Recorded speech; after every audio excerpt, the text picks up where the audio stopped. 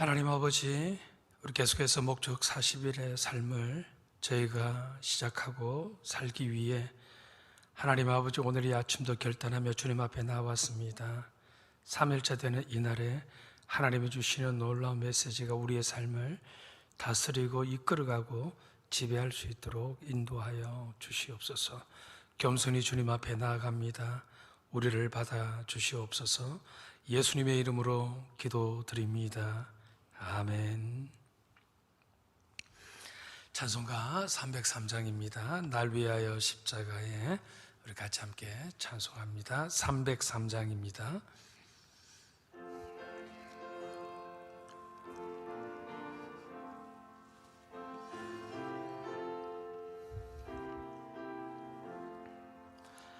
날 위하여 십자가에 중한 고통 받으사 대신 죽은 주 예수의 사랑하신 은혜여,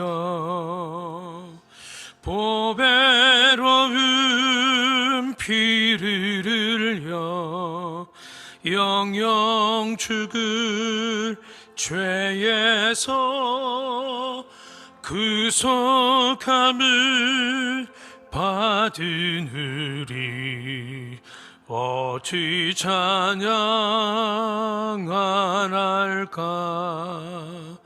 예수 안에 있는 우리 한량없이 즐겁고 주 성령의 위로함이 마음속에 차도다.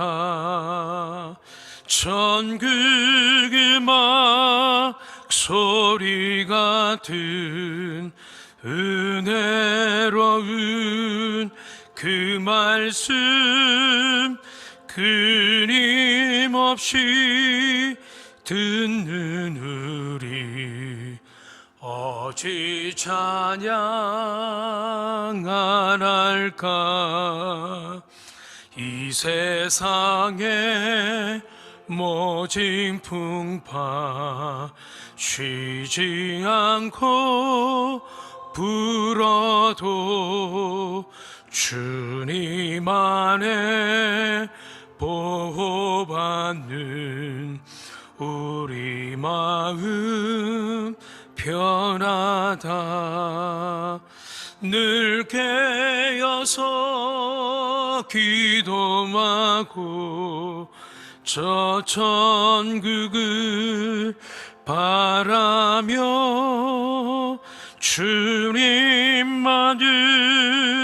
기다리니 어찌 찬양 안 할까. 아멘. 오늘 하나님께서 우리에게 주시는 말씀은 구약성경 전도서 4장 4절의 말씀입니다. 한 구절의 말씀인데요, 전도서 4장 4절, 구약성경 951면이 되겠습니다.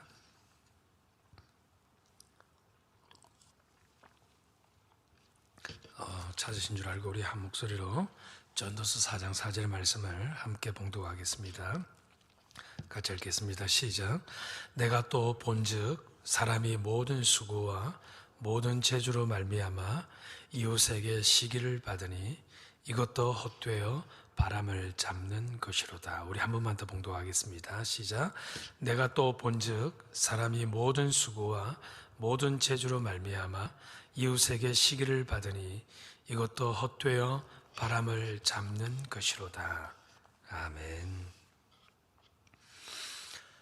예, 오늘은 목적이 이끄는 삶 40일 가운데 세 번째 날입니다. 어제 우리 둘째 날 2일차에서 여러분 우리가 무엇을 배웠습니까? 우리는 이 땅을 살아가는 우리는 우연의 산물이 아니라 하나님의 계획에 의해 지음받은 특별한 존재라는 사실을 우리가 배우고 깨달았습니다. 그렇다면 오늘 우리가 배우고 깨달아야 할 주제는 뭐냐? 이것입니다. 바로 우리의 삶의 원동력은 무엇인가 하는 것입니다. 이것은요, 영어로 좀 설명하면 훨씬 더 쉽게 깨달을 수 있는데요. 삶의 원동력, 즉 What drives your life? 무엇이 너의 삶을 드라이브 하느냐? 무엇이 우리의 삶을 몰아가고 이끌어 가느냐 하는 것입니다. 여러분, 이 질문은 우리 그리스도인에게서 너무 중요한 질문입니다. 그래서 이 질문은요, 우리가 매일매일 살아가면서 사실은 던져야 할 질문입니다.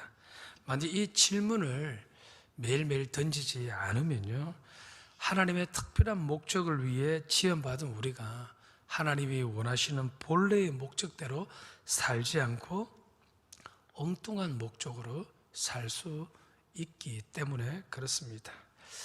지금 여러분, 우리의 삶을 한번 살펴보기를 원합니다. 무엇이 우리의 삶을 지금 이끌어가고 있습니까? 무엇이 지금 우리의 삶을 드라이브하고 있습니까? 여러분이 가지고 있는 교재를 보시면 사람들이 가지고 있는 보편적인 삶의 원동력 5가지를 소개하고 있습니다. 그 첫 번째가 뭐예요? 바로 죄의식입니다. 의외로 많은 사람들이요, 이 죄의식에서 벗어나지 못한 채 살아가고 있습니다. 여기서 이 죄의식이란 과거의 죄와 실수를 의미합니다. 사실 과거에 실수 안 한 사람이 어디 있습니까? 다 실수하고 남들이 알지 못하는 죄를 지었을 수도 있습니다. 우리 가운데 어느 누구도 이런 과거의 죄와 실수에서 자유로운 사람은 없을 것입니다. 하지만 이런 과거의 그 죄의식이 우리의 삶을 드라이브하면 안 된다는 거예요. 이것에 의해 지배당해서 이 죄의식이 우리의 삶을 몰아가고 그 죄의식에 지배당해서는 안 된다는 것이죠. 여러분, 모세를 한번 봐보세요. 과거 40살 때 사람을 죽이는 살인의 죄를 범했습니다. 또 예수님의 제자 베드로를 보세요. 과거에 스승인 예수님을 어떻게 배반하고 또 저주하는 그런 큰 죄를 저질렀습니다. 그러나 여러분, 이 모세와 베드로가 자신의 그 과거의 실수와 죄에 매여 살았습니까? 그렇지 않다는 거예요. 모세는 여러분, 그 죄의식에서 벗어나서 이스라엘 백성들을 출애굽시키는 그 역사의 주인공이 되지 않습니까? 베드로도 여러분, 그 죄의식에서 결국에는 벗어나서 예루살렘 교회의 지도자가 되고 복음을 전하는 하나님의 일꾼이 되지 않습니까? 이 모두가 죄의식에서 벗어난 결과입니다. 그런데 이 땅에 수많은 사람들이 이 죄의식에서 벗어나지 못한 채 살고 있다는 거예요. 그런데 이것은 세상 사람들뿐만 아니라 우리들도 그렇게 될 수 있다는 거예요. 과거의 그 죄와 그 과거의 실수가 현재 우리의 삶을 짓누르고 우리의 삶을 하나님이 원하시는 삶으로 살지 못하게 할 수 있다는 거예요. 두 번째로 사람들은요, 원한과 분노로 살아간다고 합니다. 사람들이요, 이 원한과 분노의 쓴뿌리가 자신의 삶의 원동력이 되어 있다는 거예요. 여러분, 우리가 살아가는 이 인생이 하나님께서 우리에게 주신 인생이고 그 인생을 살아가는 우리는 하나님의 특별한 계획과 목적에 의해 살아가는 인생인데 그 귀한 인생이 자기에게 상처를 준 사람들에게 분노하면서 평생을 살고 있다는 거예요. 이것만큼 헛된 인생이 없는 것이죠. 세 번째로 여러분, 사람들은요, 두려움으로 살아갑니다. 전쟁에 대한 두려움이 있죠. 그래서 힘 있는 나라는요, 이 국방비에 엄청난 세금을 쏟아부어서 이 두려움을 극복하려고 합니다. 또 돈이 없으면 큰일 나는 줄 알고 허리를 졸라매면서 돈을 모읍니다. 미래에 대한 두려움, 또 예상치 못하게 찾아오는 그런 엄청난 그런 상황으로 인하여서 우리가 갖는 두려움들이 있습니다. 이런 두려움들 때문에 사람들은 여러분, 돈을 모으고 보험을 들고 또 두려움을 극복할 무언가를 계속 찾고 헤매입니다. 이것은 여러분, 출애굽한 이스라엘 백성들도 마찬가지였습니다. 한 번도 가보지 않은 가나안 땅, 하나님이 가라고는 하셨지만 그 땅을 가본 적이 없어요. 그래서 정탐꾼들을 통해 그 땅을 염탐합니다. 그 땅을 정탐해서 염탐해 보니 그 땅에 힘센 네피림 사람들이 살고 있네요. 그 소식을 듣자마자 그들 마음속에 무엇이 생기기 시작했습니까? 두려움이 생기기 시작했습니다. 그 두려움이요, 그 이스라엘 백성들의 마음을 사로잡아 버립니다. 하나님을 향한 그 믿음은 순식간에 사라져 버립니다. 두려움이 찾아오니, 무서움이 찾아오니 하나님을 향한 그 믿음은 온데간데 없이 사라져 버립니다. 그래서 여러분, 그들이 뭐라고 이야기했습니까? 우리는 저 가나안 땅에 결코 들어가지 못할 것이다. 우리는 저 네피림 사람들과 비교해 보면 우리는 메뚜기 같은 존재들이다. 사람들의 이런 두려움이 그들 속에 찾아오 보니까 믿음은 사라져 버리고 이런 고백을 하더라는 거예요. 그리고 사람들은요, 무엇에 이끌려 또 살아가는 거 아니? 물질에, 돈에 이끌려 사람들은 살아갑니다. 돈이 전부입니다. 심지어 교회를 다니시는 분들 가운데서도 이런 생각을 가진 분들이 계세요. 돈이 없으면 내 삶 가운데 지금 하나님께 기도했지만 그 물질이 채워지지 않으면 하나님이 자신을 사랑하지 않는다고 생각하는 분들이 계십니다. 여러분, 왜 이런 생각이 들어옵니까? 하나님보다 돈을 더 의지하기 때문에 그렇습니다. 그 돈이 자신의 삶을 드라이브하기 때문에 그렇습니다. 돈이 행복의 기준이고 물질이 하나님 사랑의 기준이 되어버렸기 때문에 그렇습니다. 여러분, 일전에도 제가 한번 설교 시간에 말씀을 드렸는데요, 돈은요, 다른 어떤 물질과 비교했을 때 이 돈은 여러분 이상한 힘이 있어요. 영적인 힘이 있습니다. 마태복음 6장 24절에 보면요, 너희가 하나님과 재물을 겸하여 섬기지 못하느니라.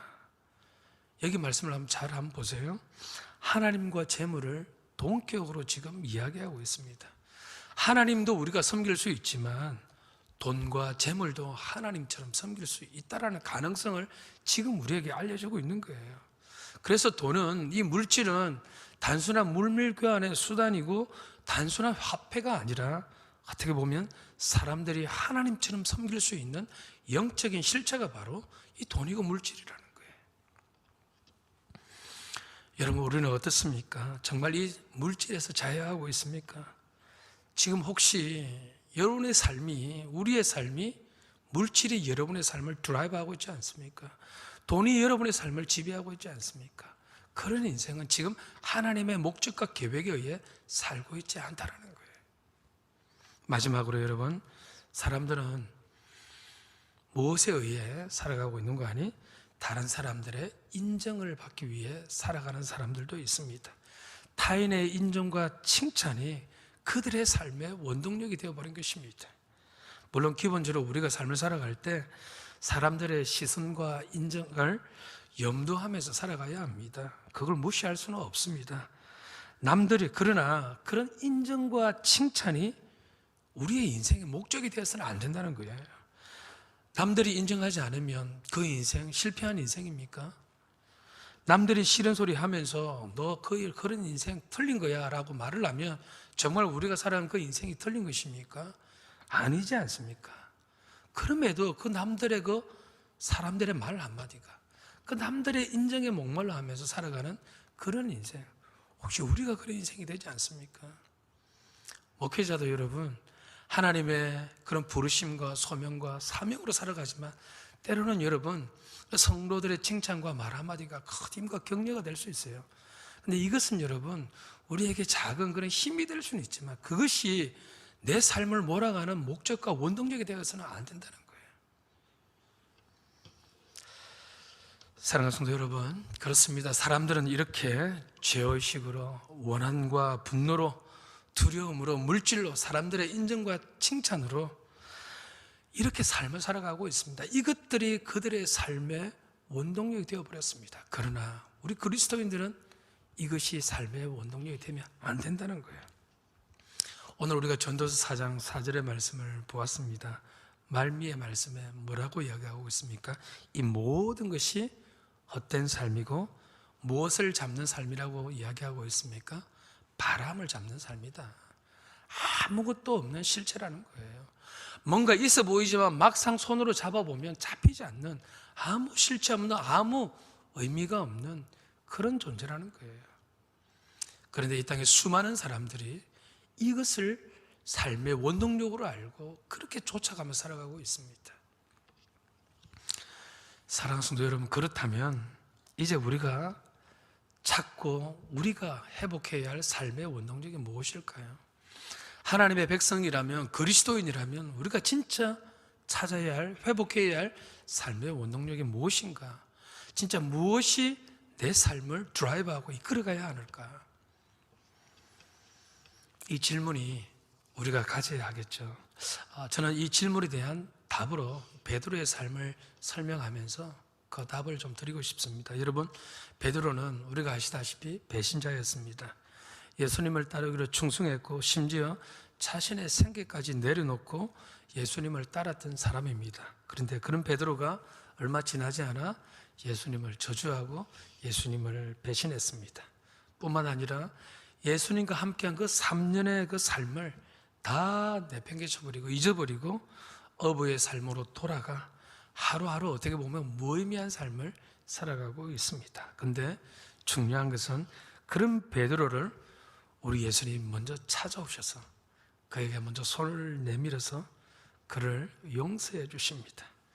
용서해 주시는 것을 끝나는 것이 아니라 베드로야 내 양을 먹이라 하시면서 그에게 무엇을 주십니까? 사명까지 주십니다.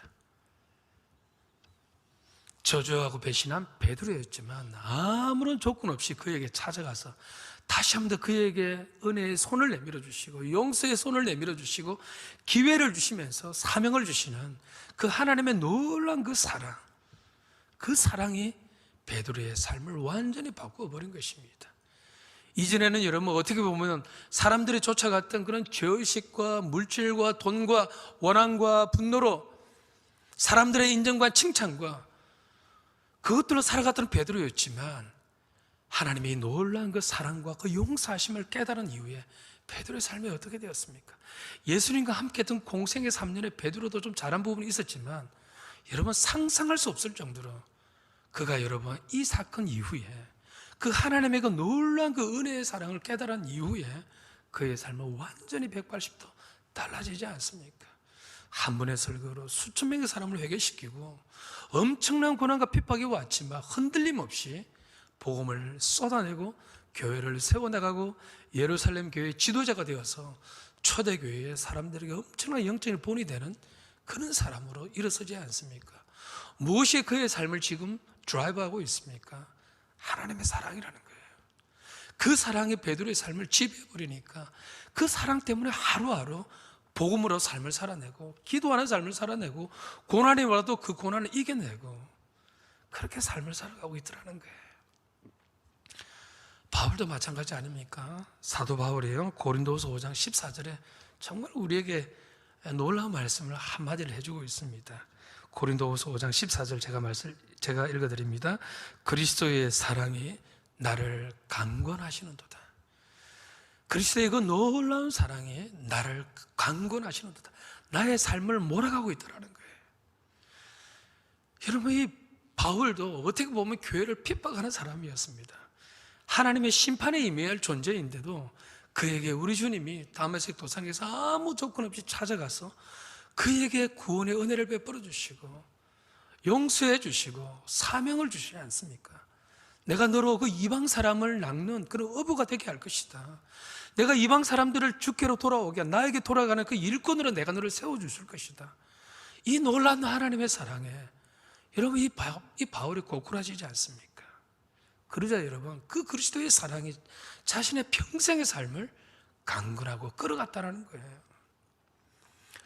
여러분 무엇이 여러분의 삶을 지금 드라이브하고 있습니까? 끌어가고 있습니까? 그 원동력이 무엇입니까?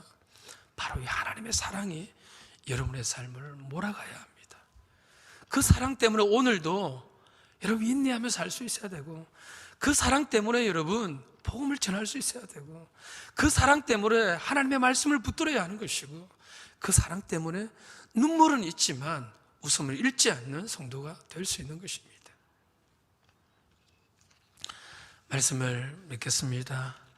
우리가 여러분 목적 있게 하는 삶 40일을 선포하고 세 번째 날 우리의 삶의 원동력이 무엇인지 잠시 한번 말씀을 통해 살펴보았습니다. 지금 여러분의 삶은, 우리의 삶은 무엇이 여러분을 주도하고 있습니까? 그 삶을 지금 무엇이 지배하고 있습니까?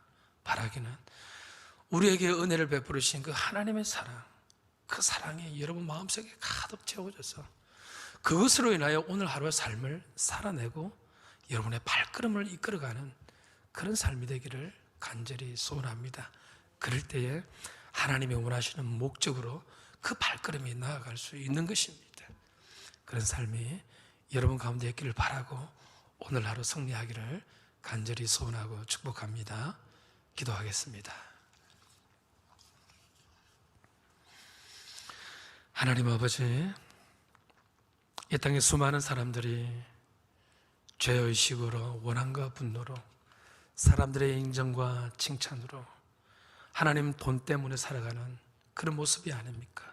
이것들이 그들의 삶의 원동력이지만 하나님, 그러나 우리는 하나님의 자녀로서 이것들이 우리의 삶의 원동력이 아니라 바로 하나님의 놀라운 그 십자가의 사랑, 조건 없이 우리에게 찾아와 우리에게 손을 내밀어 주신 그 놀라운 그 사랑이 우리의 삶을 몰아가고 우리의 삶의 원동력임을 깨달았습니다. 이제 그 사랑을 다시 한 번 더 회복하여서 우리의 삶이 하나님이 원하시는 그 삶을 살 수 있도록 인도하여 주시옵소서. 하나님 아버지, 오늘도 세상으로 돌아갑니다. 그 발걸음을 축복하여 주시고 웃음 잃지 않고 낙심하지 않고 다시 한 번 하나님의 소망의 말씀을 붙잡고 오늘 하루도 승리 있게 하여 주시고 그 사랑 때문에 하나님 아버지 찬송하며 살 수 있는 복된 하루가 되게 하여 주시옵소서. 이 40일의 여정이 하나님 우리에게, 우리의 인생에 복된 놀라운 기간이 될 수 있도록 주여 은혜를 베풀어 주시옵소서. 감사드리며 예수님의 이름으로 기도드립니다. 아멘.